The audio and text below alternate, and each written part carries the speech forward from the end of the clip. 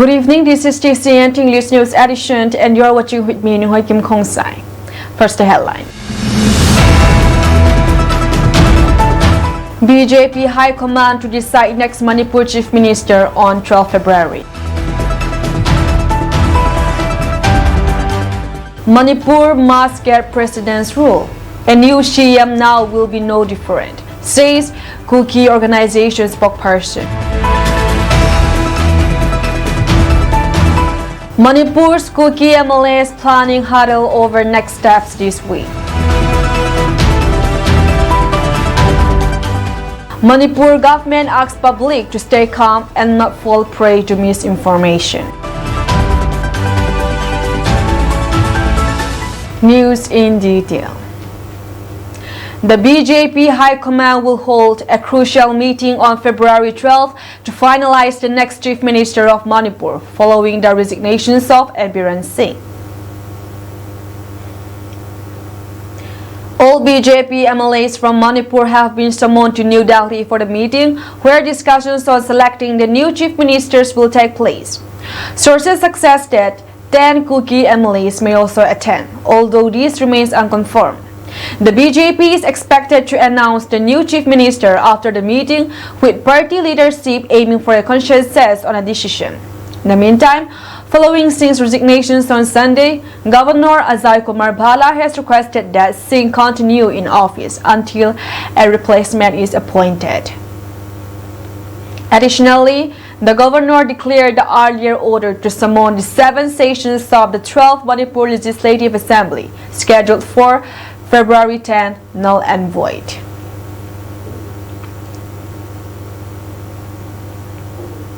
The resignations of Biren Singh as Manipur Chief Minister has been one of the main demands of Kuki leaders since the onset of the conflict in the state in May 2023.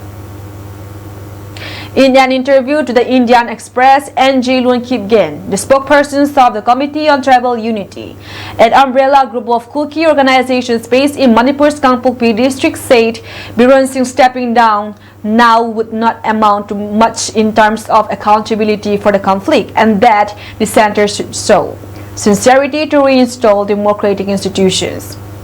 The Kuki community was demanding that Biren Singh be held accountable and that constitutional norms be maintained. After witnessing the conflict for the past 21 months, we feel that it is not only the Chief Minister, other representatives from the Valley are not that different. What we fear is the mindset, the fascism that has been incorporated in minds. We have not seen any of the 40 elected representatives, MLAs from the Valley, stand up and say that what has happened to the Kuki community is wrong. We do not think it is important that Biren Singh has submitted his resignation. What is important is that the center is sincere enough to reinstall democratic institutions. For the Kuki people who have moved away from Imphal, there is a geographical and physical divisions that has formed. The only solution is separate political administrations for our community. The simple fact is that the hatred incited within. This conflict is not only about the Kukis and Métis, but also a state institution that is centered around the Métis. These institutions makes it impossible for the Kukis to be under it, not at all. There is no accountability here. It is about the center trying to shield Biren from the no confidence motion, which was supposed to be moved in the assembly that the party BJP would have lost. They are trying to absolve themselves from this mess. By asking Biren Singh to resign, they have averted the no-confidence motion. We feel that this is all choreography. The timing coincides with what the opposition and some of the dissident BJP MLAs were planning to do. And there is the Supreme Court hearing with regard to the audio tapes in which Biren Singh can be heard talking about his role in the conflict. I feel the center is unable to shield Biren Singh anymore, and this is the only way out.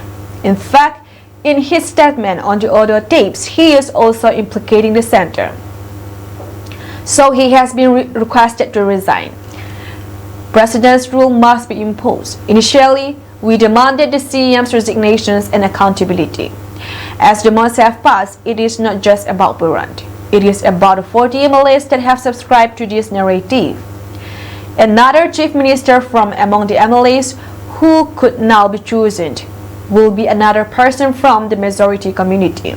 So, President's rules need to be there, and Zilun added. At least, the state has been militarized can be maintained by central security forces. With one of the top demands of Manipur's Kuki community, that of Ambiran Singh's removal as chief minister, materializing over the last 2 days, the state then Kuki MLAs are now set to schedule a meeting within this week to discuss the way forward to end the crisis that began with the ethnic conflict on May 3, 2023. With the 10 Kuki legislators, 7 of whom are with the BJP, feel it be tricky to arrive at a decision that balances party discipline with what the people constituents want. Civil society leaders of the community have told the Hindu that amongst the people and themselves there is real concern about how committed the MLAs might be to pressing for the demand for a separate administration. Within days of the conflict breaking out and Meitei and Kuki people being sequestered to the valley and hill areas respectively, the Kuki communities had asserted that separations is only solution, a demand that later solidified in the form of demanding a union territory with legislators for the Kuki people under the constitutions. One of the Kuki MLAs told the Hindu, "Within this week we will convene a meeting to discuss what next. But it will be a little tricky because many of the MLAs will have to balance party discipline with what their people want." A civil society leader added that Kuki civil society organizations and the suspensions of operations groups are steadfast in their demand for a separate administrations. While civil society organizations have so far shown no indications of issuing any formal statement after Sill's resignations, Ginja Bwazong, spokesperson for the Kuki Council, a relatively recently formed coalition of civil society organizations, says on Twitter, whether Biren Singh resign or not, the Kuki aspirations for a separate administration remains. "We have been killed, plundered, driven out, and rendered homeless by the Meiteis. There is no returning. Separation is the only solution. Only a political solution can redeem the Kuki," added Wazam, who was part of the Kuki Council delegations that met with some ministry officials last month and is also associated with Charichampur-based Indigenous Tribal Leaders Forum, ITLF. However, some civil society leaders have pointed out that with what's seen out of the CM's post, the legislators' behavior will be unpredictable, and the impact of this on the future of the demands of the Kuki people is uncertain. Many of these legislators have had a history of having been close to the establishment. It is a real concern among the people if all the legislators are as committed to sustain the demand for a UT with legislators amidst their politicking, said the leader, who wished to remain anonymous, adding that the power equations between the MLAs, the CSOs, and SOO groups had gotten more nuanced over the last 2 years. As a result of this, some of the leaders have also wondered if it is possible to productively gather all representatives for a meeting on the way forward any longer, the leaders said. Manipur government has urged its citizens to stay calm and not to fall prey to unverified news, rumors, or misinformations that may cause unnecessary panic or disrupt peace and harmony in the state, a statement issued by Chief Secretary B.K. Singh informed on Tuesday. The government of Manipur urges its citizens to stay calm and not to fall prey to unverified news, rumors, or misinformations that may cause unnecessary panic or disrupt peace and harmony in the state. In recent times, misleading information has been circulated through various channels, causing confusions and unrest, it said. It has also come to the notice to the government that unscrupulous individuals and groups may deliberately attempt to incite unrest, disrupt harmony, and fear among the public by using false information, inflammatory content, or fabricated narratives. Such attempts are intended to create lawlessness, and the public is strongly advised not to give heed to such misinformation or incitement.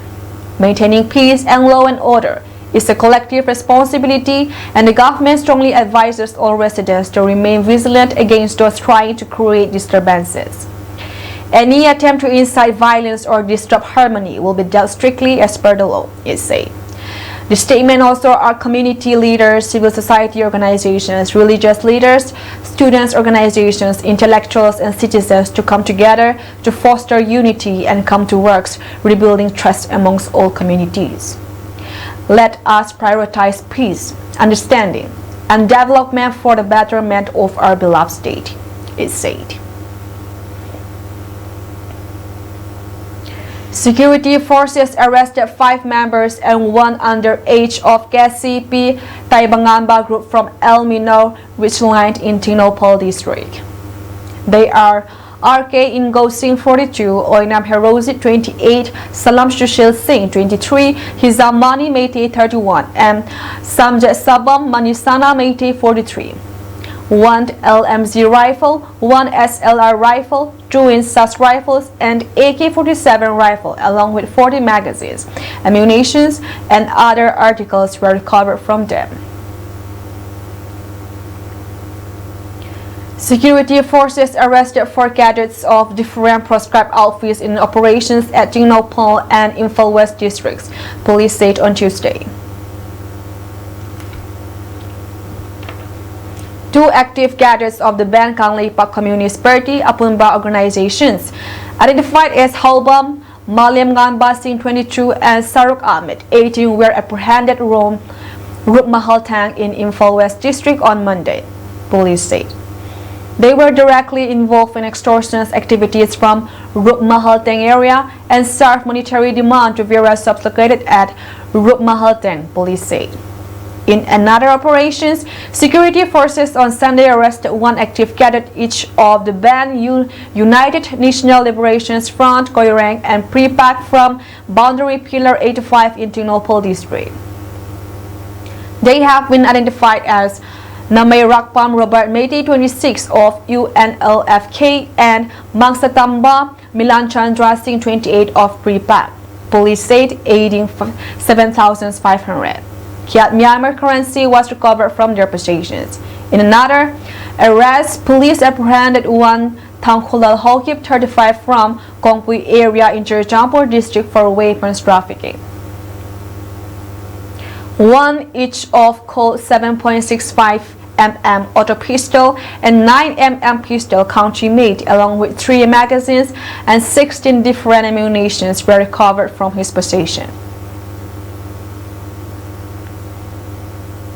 Noting that Article 1741 of the Constitution stipulates that there cannot be more than a 6-month gap between 2 assembly stations, the Congress on Tuesday asked why the Manipur government is violating the article by not summoning the Manipur Assembly for its constitutionally mandated sessions. Congress General Secretary in charge Communications Jairam Ramesh said today is the last day for a constitutionally mandated sitting of the Manipur Legislative Assembly sessions.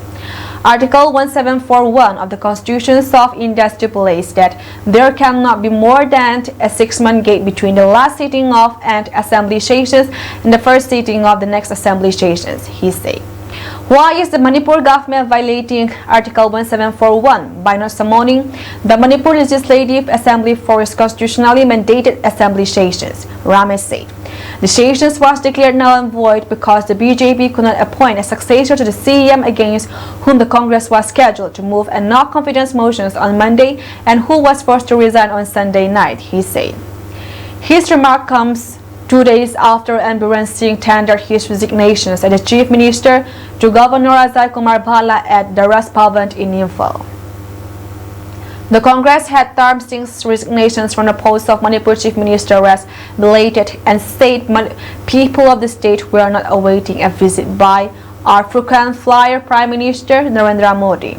Sensing the climate, the Manipur Chief Minister has just resigned.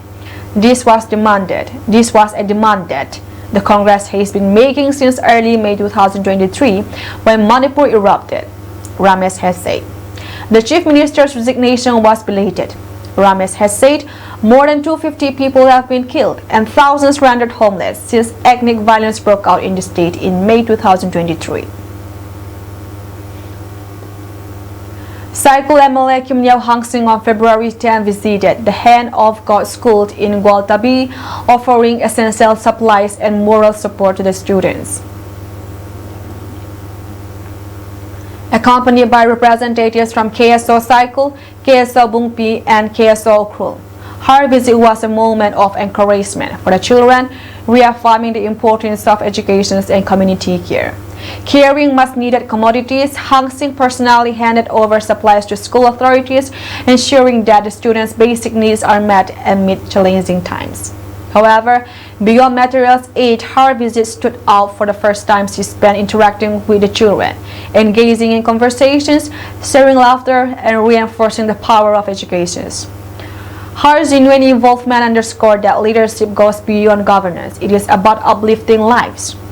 The time spent with these students has left an unforgettable mark on my heart, the MLA stated.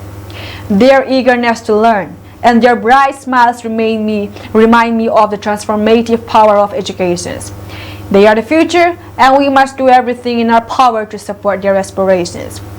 Hang Sing also commended the efforts of Seikolin Totang, the founder of the school, acknowledging his dedications to providing education to underprivileged children despite numerous challenges.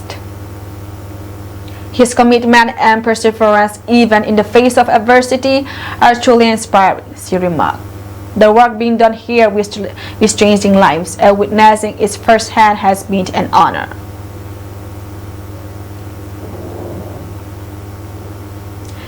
At a time when all eyes are on who will be the next Chief Minister of Manipur after Ambiran Singh resigned, BJP Northeast in charge Sambit Patra held a closed-door meeting with some legislators of BJP and its ally and PF in Imphal on Monday. Speaker of Manipur Legislative Assembly, T.A. Satyabarta, and security advisors to Manipur government, Kuldeep Singh, also attended the closed-door meeting held at Hotel Imphal in Imphal's North AOC, where the Sambit Patra is staying. Apart from BJP's MLAs Y. Kemchan, T.S. Basanta Kumar, T.S. Radhyasam, T.S. Shyam Kumar, and Dingang Lungang May. The closed-door meeting was also attended by NPF MLAs Awangbo Nyumai Losi Dikul. Sambit Patra further held the separate meetings with RD and PR Minister, Y. Kemchan Education Minister T.S. Basanta Kumar, MLAs T.S. Radhyasam, and Dingang Lungang May, who is also the chairman of the Hill Area Committee HAC of Manipur Legislative Assembly after the closed-door meeting. After the meetings, RD and PR Minister Y. Kemchan told the reporters that the meetings discussed ways to restore peace and normalcy in the state that has been rocking for the last almost 21 months. Responding to queries, the minister, who is known for his vocal against Chief Minister Ambiran Singh's way of handling the violent crisis, says that the BJP High Command will decide who will be the next Chief Minister and he has no knowledge about the matter. Kemchan said, "We, BJP legislators, will accept whatever the High Command decides. As per the system of the party, whatever the High Command decides, we have to accept it. All members will accept it." When asked if reconciliations between the two communities in conflict will start, the minister said, "Yes, I think it will start at the earliest. The problem is gone. The issue now is how to restore peace," the minister said. Responding to another query, Kemchan had been vocal against Ambiran Singh's failure to restore peace and normalcy in the state and had often stated that it was the first time that the chief minister could not go beyond the valley areas and it will remain written with black ink in the state's more than 2,000 years old legacy. Ambiran Singh has tendered his resignations as the chief minister of Manipur to Governor Ajay Kumar Bala on Sunday. Singh has tendered the resignations after a meeting with Union Home Minister Amit Shah in Delhi. It was reported that he was asked to resign after a 2-hour-long meeting with the Union Home Minister. While accepting the resignations along with the Council of Ministers, the governor asked Singh to continue in office till alternative arrangements are made, Imphal Raj Pavan stated in a press communique.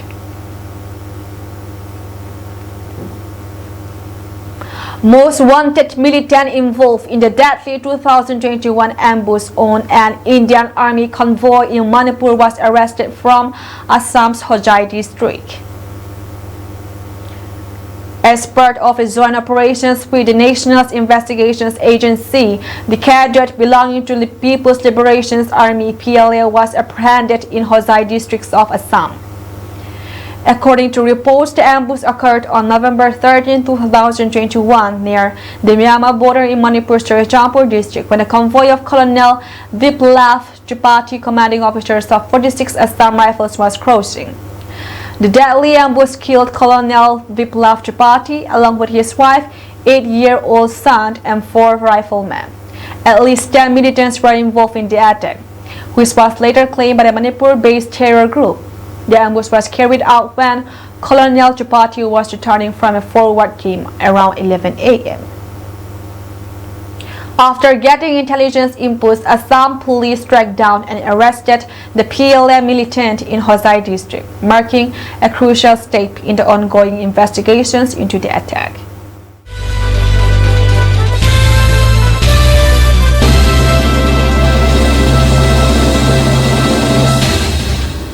As the BJP regains power in Delhi after 27 years, it has won the Mangalpuri and Jangpura assembly seats that it had never secured previously since the establishment of the Legislative Assembly in 1993.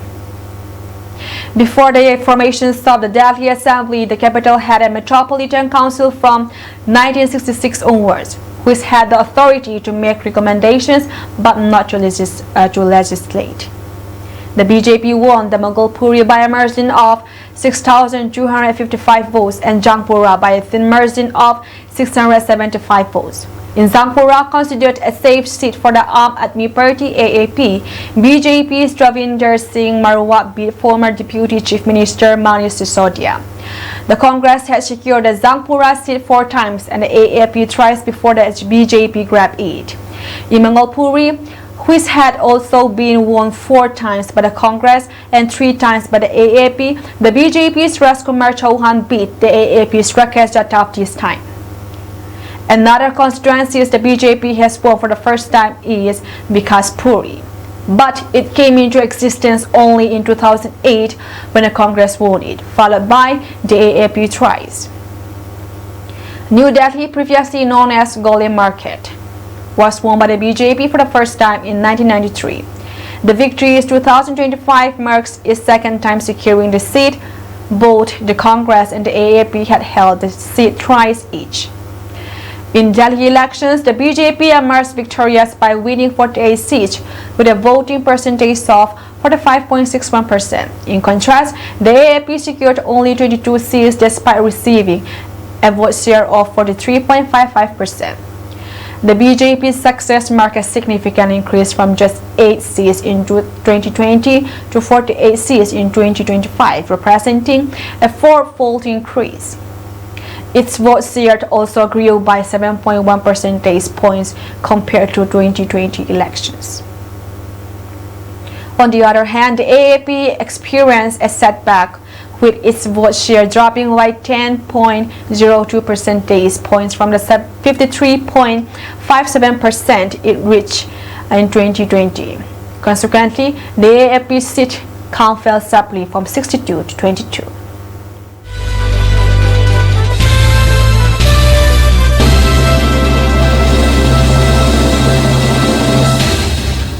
A shadow of doom looms over the future of Gaza and Palestinians living in the enclave as U.S. President Donald Trump has doubled down on his threat to take over the territory and the fragile ceasefire between Israel and Hamas.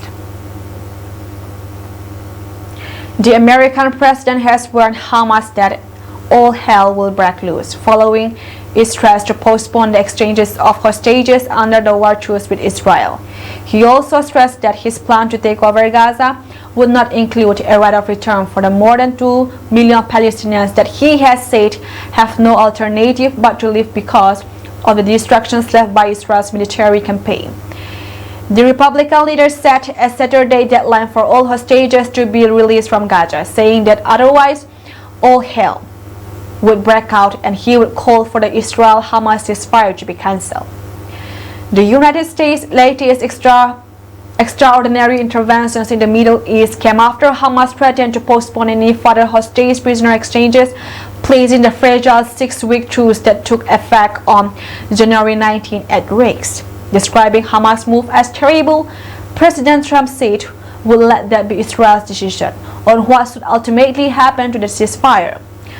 But as far as I'm concerned, if all of the hostages are not returned by Saturday 12 o'clock, I think it's an appropriate time. I would say cancel it, and all bets are off and let hell break out," Trump said, adding that all the remaining hostages should be freed, not in drips and drabs, not 2 and 1 and 3 and 4 and 2. We want them all back. I'm speaking for myself. Israel can override it, but for myself, Saturday at 12 o'clock. And if they are not here, all hell is going to break out. He did not elaborate on what the threat entailed, saying only that Hamas will find out what I mean. Trump also threatened to halt aid to Jordan and Egypt if they refuse to take in Palestinians under his controversial plan for the United States to take over Gaza. Maybe Trump told reporters when asked if he would suspend billions of dollars in U.S. assistance. If they don't agree, I would conceivably withhold it. Trump said Palestinians would have no right to return to Gaza under his U.S. takeover plan, describing his proposal in excerpts of an interview released Monday as a real estate development for the future. The remarks are the latest effective endorsement of ethnic cleansing by the U.S. president, who announced his plan next week during a summit with the Israeli Prime Minister Benjamin, to the outrage of the Arab world and the surprise of even his closest aides. In the interview with Fox Brad Barr, Trump said, "I would own it," and that there could be as many as 6 different sites for Palestinians to live outside Gaza under the plan, which the Arab world and others in the international community have rejected. Asked if Palestinians would have the right to return to Gaza, Trump told Barr, "No, they wouldn't, because they're going to have much better housing. Could be 5, 6, could be 2, he said. But we'll build safe communities a little bit away from where they are, where all of this danger is. In other words, I'm talking about building a permanent place for them, because if they have to return now, it'll be years before you could ever. It's not habitable," he said. No serious discussions have so far taken place in the Pentagon or the State Department regarding how the U.S. legally or logistically handled the task proposed by Trump. But the announcement was welcomed by Israel's far-right settler movement, as well as their evangelical allies in the U.S. who have endorsed the annexations of the Gaza Strip and other occupied Palestinian territories, including the West Bank. At least 51 people were killed in Guatemala City on Monday when a bus crashed through a guardrail and plunged into a ravine, rescuers said, one of the worst road accidents in Latin America in years. The municipal fire department said the bodies of 51 people were retrieved from the wreckage of the bus, which was carrying more than 70 people when it crashed off a bridge into a river contaminated with effluent. Victor Gomez, spokesperson for the volunteer firefighters group that was involved in the rescue effort, confirmed that there were 51 bodies in the provisional morgue. Rescuers had already managed to extricate 10 injured people from the wreckage. Guatemalan President Bernardo expressed sorrow over the tragedy and declared as unspecified period of national mourning. "Today is a difficult day for the Guatemalan nations," he said. The fire department said the driver lost control of the bus and collided with several small vehicles before plunging over the precipice. The bus kept going, broke through a metal railing, and fell into a ravine about 20 meters deep until it reached the sewage-contaminated river. The department's Carlos Hernandez told reporters. AFP TV images shows lines of firefighters passing bodies pulled from the murky waters, which were filled with trash up the slope on stretchers.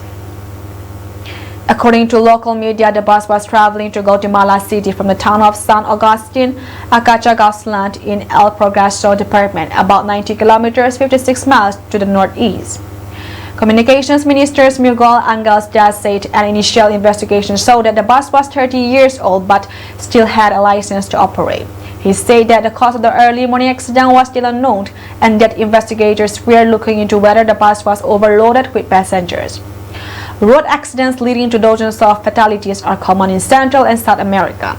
In January 2018, 52 people were killed in Peru when a bus fell off a cliff onto a beach north of capital Lima. In Brazil, 54 people were killed in March 2015 in a tourist bus crash in the southern state of Santa Catarina. That's all from us tonight, and we thank you for joining our program.